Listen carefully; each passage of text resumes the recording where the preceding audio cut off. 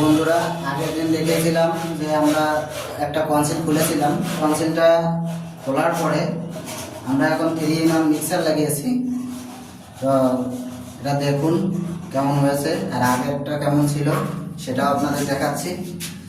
তো ডিফারেন্সটা অবশ্যই আপনারা বুঝতে পারবেন যে কেমন হয়েছে, আগেরটা কেমন ছিল আর এখন এটা কেমন হয়েছে। আগেরটা অন্য মিস্ত্রি করেছিল আর এটা আমরা করলাম। হ্যাঁ, এটা 3-in-1 মিক্সার। তো দেখুন আপনাদের দেখাচ্ছি।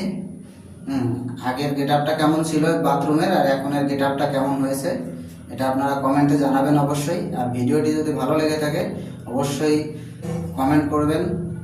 ধন্যবাদ।